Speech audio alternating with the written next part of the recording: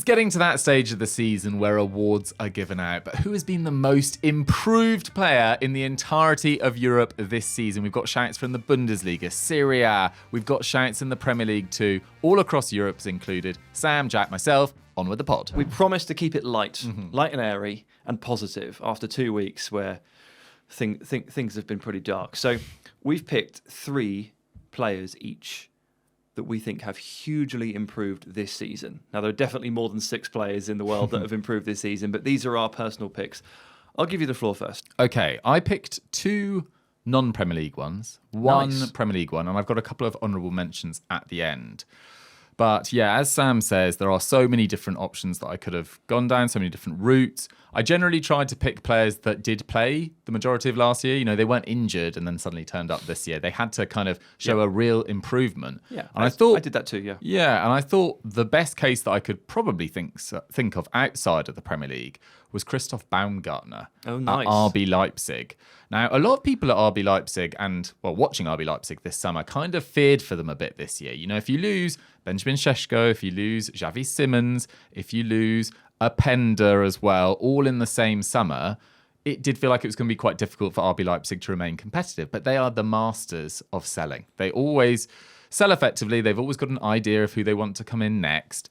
But of their big money signings last summer, very few have really worked out. Jan Diamande's been a huge success, but Johan Bakayoko's played about 700 league minutes. He's had a few injury issues. Konrad Harder's not really been picked in the side as well. Romelu's shown moments for sure and does look like a real promising talent. I think Romulo's been good. I agree. I think he's been fairly decent, Yeah. but he's not been a kind of superstar in the making just yet, I would say. Jan Diamande looks like the most exciting and he looks absolutely phenomenal. Of course. But Christoph Baumgartner signed from Hoffenheim in 2023 for 25 million euros and he joined from Hoffenheim. In his final 3 seasons there, he got 20 goals and 8 assists in 93 league games. So 28 goals and assists in 93 games. Looked like a decent player, but you probably didn't expect what's subsequently happened. Last year at Leipzig, much more of a bit part player. So he has 18 league starts, but 13 off the bench, 2 goals and 1 assist in the league. That's it.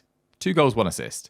This year, though, he's been a near ever-present. He's already played 350 more minutes than he did in the entirety of last year, 23 league starts, 10 goals and 6 assists in 24 games.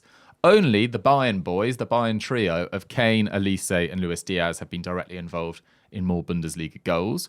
And he's played a direct role in 33% of RB Leipzig's league goals. And I look at Christoph Baumgartner, and in a different way to Xavi Simons, who I think is a more complete all-round player and can probably play a little bit deeper, more effectively, Baumgartner just seems to have that knack of right place, right time. And it's a really good trait. It's a really good trait. I think it's underrated in today's game as well. You know, if you look at his underlying numbers, there's nothing particularly absolutely mind-blowing. You know, he's taking 2.6 shots per 90 for an attacking midfielder striker. You want that to be above 3. He's creating 1.4 chances per 90. That's up from 1.1. But whereas last year, Šeško and Simons would be kind of sort of combining from a little bit deeper, and Šeško would be running onto through balls, and Simons would be kind of pulling the strings. Baumgartner's been in the right place at the right time, generally to profit off the work of Jan Diamande, who can beat players on either side, on either foot, from either wing as well.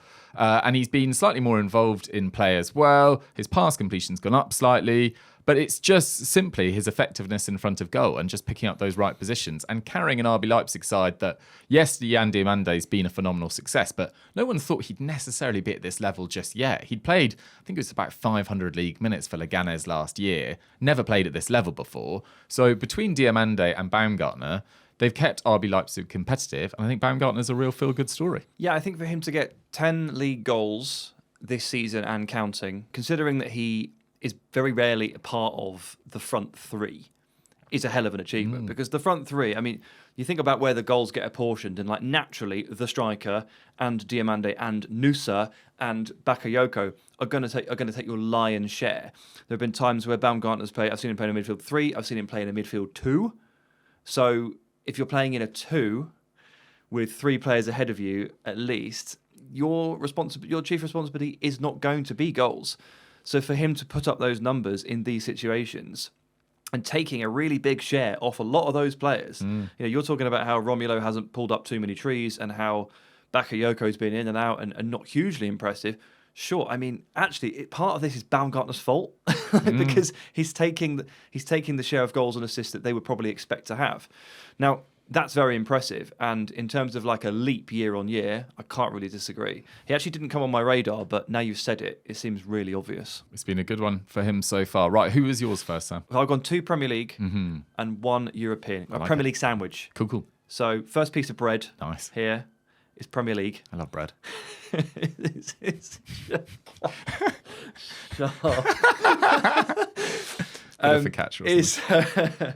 Is Joao Pedro. Nice. Is Joao Pedro. Now, there's like a common theme in all my 3 picks, which is something fairly major has changed. And with Pedro, the natural footballing ability was never in doubt. Like, I think anybody who has seen Joao Pedro play football in the last 4 years just looks at him and goes, baller. Like, he's obviously amazing.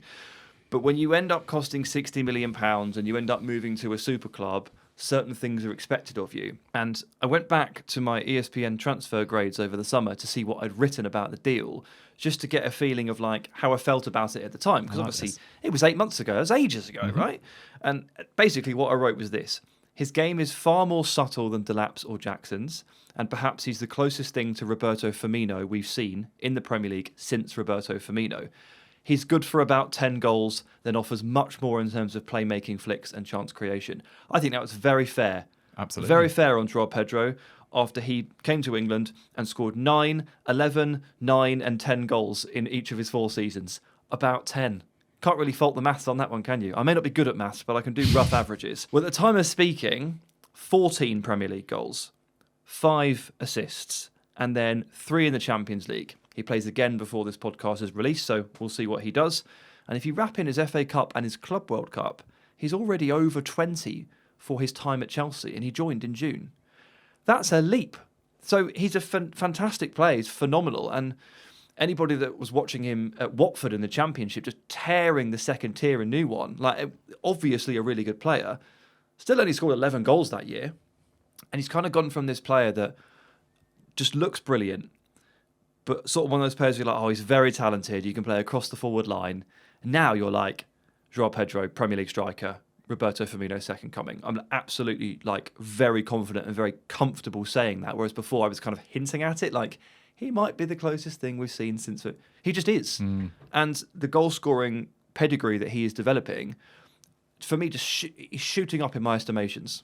Yeah, he's been brilliant. I think even more so since Liam Rosenior's come in, and the kind of videos that I see coming out of Chelsea every now and again. And, you know, even if you don't support a club, I sometimes watch like training videos on Twitter, just like clips, etc. And you see Liam Rosenior like arm around Joao Pedro. You've seen post-match interviews where they're kind of joking with each other. They seem to have a really, really good relationship. And, you know, that performance away at Napoli, I thought was particularly impressive. Like, Napoli haven't been great this year by any stretch. And, you know, have struggled with a lot of injuries. And Conte has a terrible Champions League record. But 2 goals in the Maradona, with everything on the line, that was super impressive. And then a hat-trick recently, big goal at the weekend against Wrexham. I know it's only Wrexham, but Chelsea was struggling in that game as well.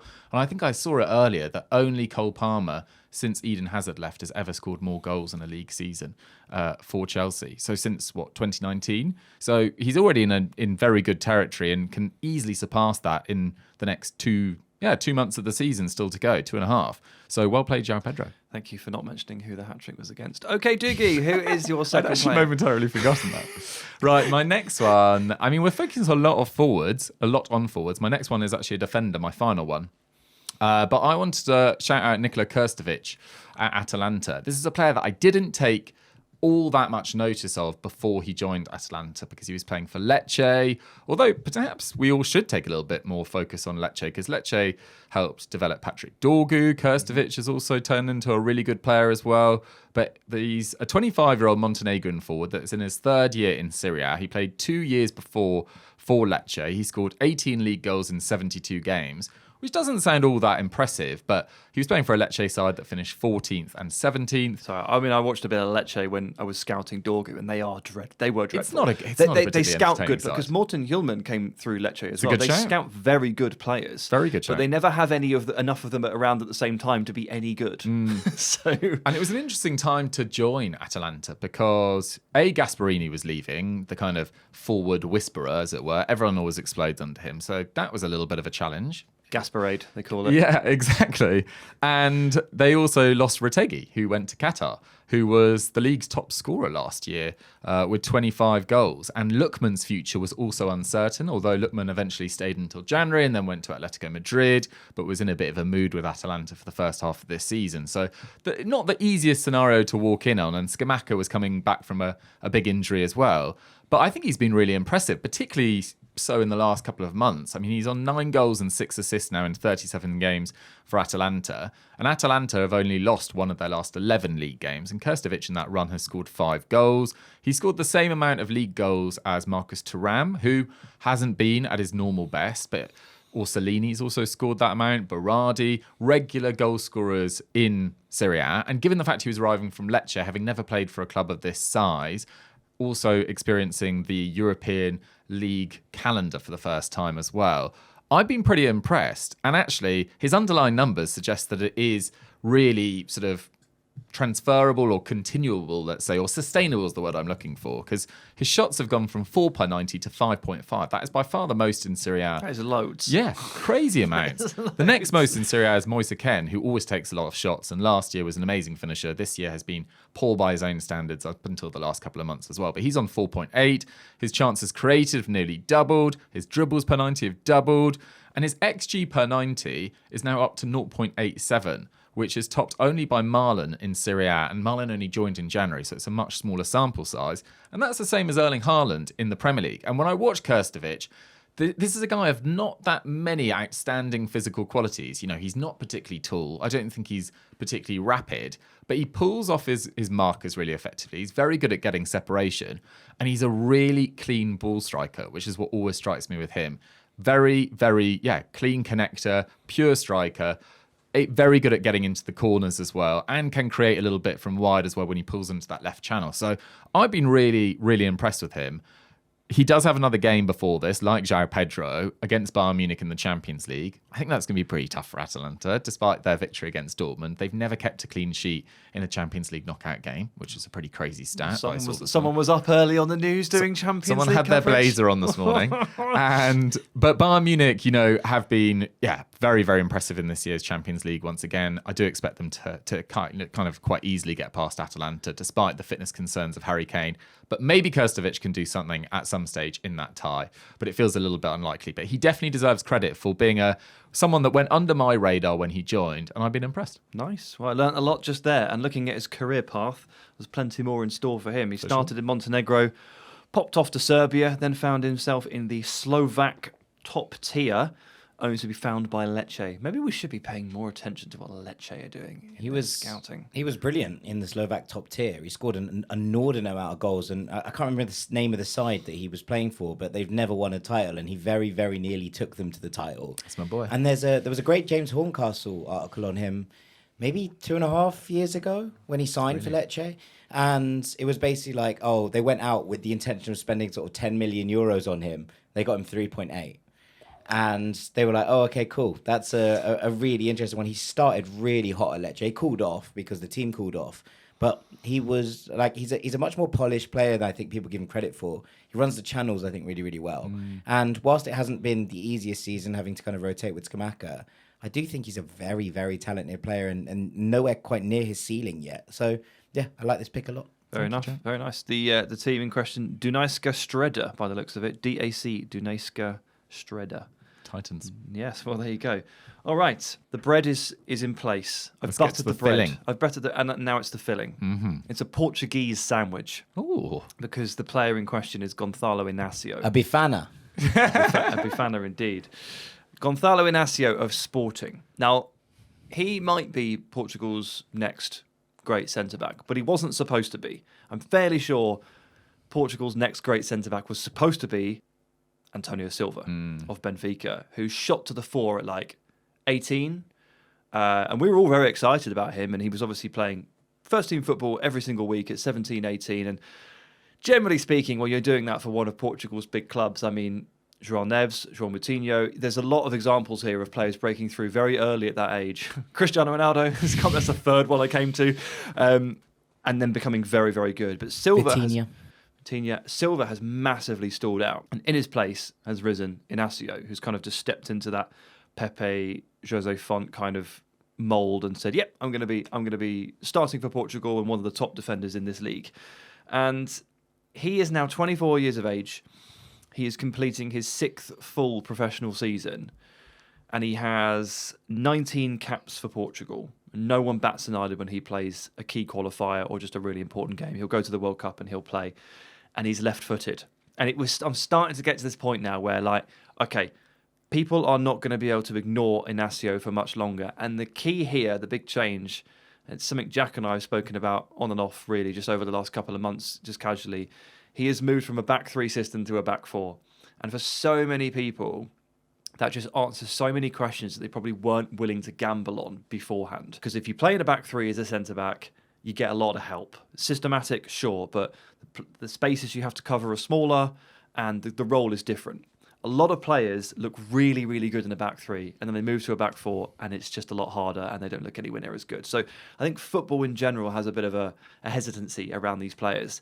So for him to just slot into a back 4 this season after the back of not just this season, before as well, but the coaching change off the back of Ruben Amorim obviously leaving Sporting, and for him to he just knocks it out of the park. Just brilliant again. Hasn't skipped a beat.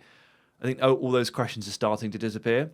And I think for a centre-back like him, to answer those questions is a huge step. It's a massive improvement. To convert from a back 3 to a back 4 so seamlessly, this is a big upgrade. This is a big step forward. And that's why I consider him a hugely improved player, because he's a hugely improved prospect. Like, his stock is massively improved.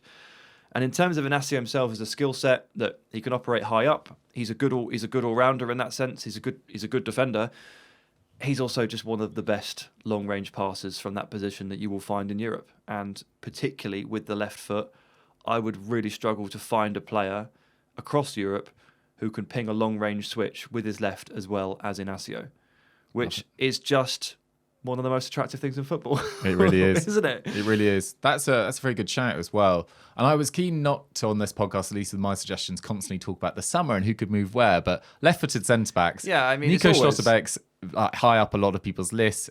Inacio will be high up people's lists. Pau Torres is apparently high up people's lists as well.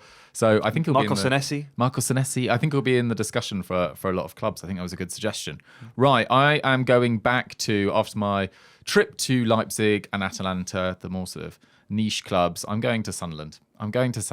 Because I have to give a shout out to a player that I didn't expect to be as good as he has been this year. Ooh. Can we guess? Let's Jack, get your microphone, get your. I'd put £100 on this being Dan Ballard. Sam? Oh, I don't know if I want to take that bet, because that is a good suggestion. Hang on. let me just. I need to look at the squad. It's not going to be in the forwards. Xhaka can't really be improved. No, it's going to be Dan Ballard. It is Dan Ballard, the nice big one. man. It has to be Dan Ballard. It really has to be, because people forget that he only featured in 23 championship games last season, 15 as a starter. A lot of that was due to injury. He missed 29 games with injury. He actually only played 30 minutes of our final 12 league games of the regular season. So he went into the playoffs half fit, played every minute, scored that massive goal against Coventry to get us to the final. In the final, Luke O'Nien then gets injured as well. So there was so much disruption to that backline. But this season, he's been a pretty much ever-present. He was in and out the side early doors due to selection, and we were trying to work out who our sort of starting duo was.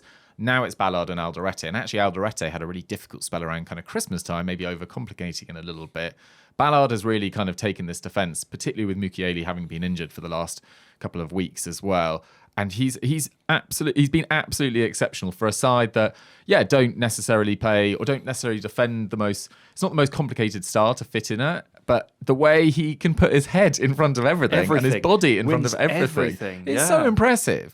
He's Sunderland's 8th most used player this season for a guy that had never played in the Premier League before. Signed actually in our first year in the Championship after a decent year with Millwall. But he's been absolutely brilliant. And his numbers this year have really exploded. So his tackle success rate has gone from 78%, very solid, to 88%. That's brilliant. His long balls per game, he's completing one more per game. He's now winning 60% of his aerial duels. Only 60? Yeah, I was surprised by that as well, but he's competing in a lot of them. Yeah. At both ends of the pitch as well. He competes against his own teammates. Yeah, exactly. And despite only ranking 8th for league minutes, he's second only by 2 for clearances behind Alderete in the Sunderland squad. That's 7th best in the Premier League. Only Alderete has completed more blocks. Alderete has played more football than him as well. And he's 26 years old. He's played 115 games now for Sunderland. We were really intelligent, I think, to tie him down to that new deal, which is to 2029 with an option of a further year. And look, maybe clubs will look at him this summer. I don't quite know where his ceiling is. And maybe it is someone that you do, look to upsell after an amazing year. Like his value might never really be higher and his stock might never be higher. But it's the sort of situation where if he hadn't declared for Northern Ireland, I think he'd be getting loose, and I'm not necessarily saying, he should be he would have been on the plane for England, but I think he would have been in the conversation on the basis of his performances so far. But I'm not sure whether he scales up to an Arsenal, a Liverpool, a Man City per se, but he is going to be a very solid Premier League defender. It doesn't look like a Thomas Tuchel centre-back to me, but that might just be being mean. Look, the fact that he is declared for Northern Ireland will go over most people's heads, so I'm sure he still gets England hype. Yeah, because I've seen it on Twitter. People are like, he's got to get in. People will still want him to, and they won't realise that he is not eligible any longer, so that won't stop it. That won't stop it at all. Cool. Dan Ballard, yeah. He feels a bit Lewis Dunkey. I was going to say... I feel like that's the kind of I would go say. up the leagues with a team and then suddenly you're there and you might be there for 10 years, but there will also always be links to other clubs. Yeah. So I was going to say, you delighted. don't know where it scales up to, what kind of links or what kind don't take this the wrong way, but like nothing has ever screamed more West Ham than this. Like, I know what for the you mean. same reason that West Ham wanted Harry Maguire. Like a David Moyes centre-back. Like this is what Dan Ballard looks like to me. One of those proper, like physical enforcer, no-nonsense types. And so West Ham looks like, it's like 40 million to West Ham is the sort of thing that I could envision. Yeah, when Harry Maguire was like 6th choice under Amorim or 5th choice under Amorim and was out of contract in the summer, and he's still out of contract in the summer, but it looks like Man United probably, I don't know for sure. They might well extend. They're going to do and he's now a starter at Man United. I don't think Dan Ballard goes into Man United, but could he be 5th choice at a club like Man United and actually do a job if called upon? I hope not. Yeah, I hope he doesn't either. You know what I mean? We don't want that. He won't be on next year's most improved list if he goes and plays If he doesn't 5th go to choice Man football United. for Man United. Let's put it But that way. I love him. I think he's been brilliant this year. Sounds great. Okay. Well, I'm going to finish this off with a Premier League player. So that's the final slice of bread on top to complete the sandwich. It's James Garner. Yeah. Who Good shout. Jack and I discussed a little bit on a Ranks episode a couple of weeks ago on the overrated, underrated section. But it's time to give him a little bit more love because the stats are amazing, but also... I mean, it's one of those things, isn't it? I talk about it all the time, but when you see a player who plays against your team and they boss it, and you're like, oh, you're good. You're really good. It happened. James Garner at Villa Park. It very much happened. The big change, I think, here, to key in on my kind of like my reasoning for each player, the big change with Garner is he's been a part of this Everton team for a while, fine, a couple of seasons. He's gone from a good midfielder who could very likely find himself playing fullback because Everton were short a player, and that's fine. James Garner can slot in there. He's gone from that to an excellent midfielder that you would be loath to move out of midfield. Like he can cover at fullback, and he did so recently. He did it again. But you've gone from happy to move Garner to fullback to, have we got any other options? Because he's quite important to us now. Again, that's just a little sign of that growing importance of a player in a team, in a system, in a culture. And his stats, I mean, you've been quoting stats all evening, Dougie, and I've strayed away from them for the most part, but get a load of this for Garner. Bear in mind it is influenced by the fact that he's played the 3rd most minutes in the squad behind only Jordan Pickford, goalkeeper, and James Tarkowski, who never gets injured and never gets subbed and is like one of the most common iron men in the league. He's still only about 50 minutes off Tarkowski. But Garner has the most tackles, the most interceptions, and the most recoveries of all Everton players. He's the most chances created and the highest expected assists, and he has the most touches and the most passes. Whew! So that's defensive, creative, and possession volume. And for what it's worth, he's top of the entire Premier League for combined tackles and interceptions with 97. Behind him is Caicedo at 92 and Elliot Anderson at 86. Garner has the most in the entire league. Elite company. Now, it's not, look, this whole game isn't played on spreadsheets as we know, but his influence across so many different areas of the pitch here, so many different categories, is undeniable. Add to the fact that when you watch him, he's very smart, moves into the right spots, receives the ball, moves it on, good press resistance. I can see why Everton fans are saying he has to be in the March squad. Tuchel has to give him a look, because that final midfielder spot, or the final two midfielder spots, they do feel a little bit open. And Garner he's just launching his campaign at the right time, isn't he? He started printing posters and now he's hanging them up. And we'll see. I mean, I would be surprised if he doesn't get a look here. I would be really surprised, because it would reflect a tremendous season for him. 100%. There's some really high quality midfielders outside of the traditional biggest clubs. You know, Anderson, Wharton, Stack's another one as well. I think you could probably pick out a couple of Fulham players, Granit Xhaka, of course, as well. Yeah, I totally agree. I think he's been absolutely brilliant this year. And it's always nice to see someone that has been jettisoned by a bigger club really start to kind of own their spot in a Premier League side and start to deliver. I had a couple of honourable mentions just to round off the episode. I found my 3 and I was happy with them, so I didn't do that. But I considered a couple. I considered Igor Thiago, but I said at the top that I didn't want to include someone that was injured for the old entirety of last year. And then you did Dan Ballard, so you went back but on that. But then I did Dan Ballard, but Dan Ballard wasn't injured for the entirety. But yes, it's a good point, actually. I did kind of go back on that. But either way... I also looked at Thiago and just thought, injured? No. Yeah, I just think maybe it's really he was this cool. good this time last year. I don't know. Maybe. But I just think it's really cool to score, 29 goals in his final season in Belgium, miss an entire year, and then be on 21 goals in 31 games this year for Brentford, for a Brentford side that many people thought would go down. I think it's an amazing story. Maybe he was this good. Yeah. The stats are pointing us that way. But fair play, Igor Thiago. Another player who used to play in the Premier League and made next to no impact, making another impact in another league, Keinan Davis at Udinese. Oh. Have you seen this guy? I mean, I don't necessarily think he's improved dramatically as a player, and I think it does speak to a lot of attacking players in Serie A. Has he scored more than one goal recently? He's definitely improved. 9 Serie A goals. Only Lautaro Martinez has scored more in the entire league. And I know Vlahovic and Openda and David and Marcus Thuram and Leao's been slightly off it compared to his usual best as well. It's not been a great year for Serie A attackers, but Keinan Davis scoring 9 goals for Udinese when he wasn't known as a goal scorer at Villa, at Watford. He was known as the opposite. Forest, exactly. I think that's pretty impressive from Keinan Davis. And my final shout, I've never really rated Julian Ryerson or Daniel Svensson, the Dortmund wing-backs. But Ryerson, in fairness to him, he's got 14 assists this year in 33 games. It's pretty impressive. That includes 4 assists in one game against Mainz.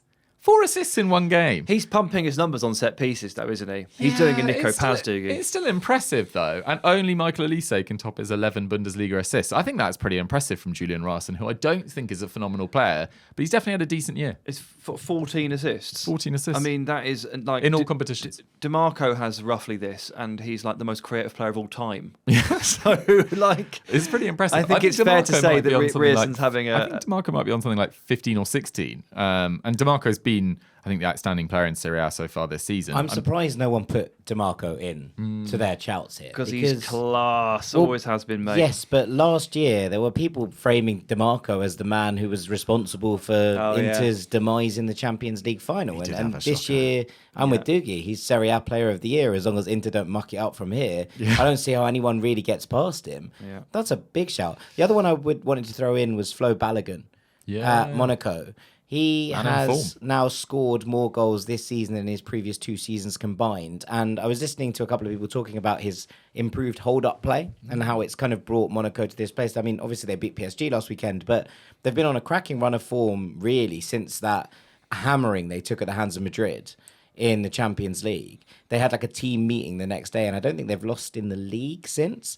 And obviously that win over PSG felt like the culmination of a couple of very good performances against them. Balogun has been absolutely red hot at the top of the pitch, and obviously a good thing for any US listeners who are tuned into this. But I really do think his campaign this season has been pretty spectacular.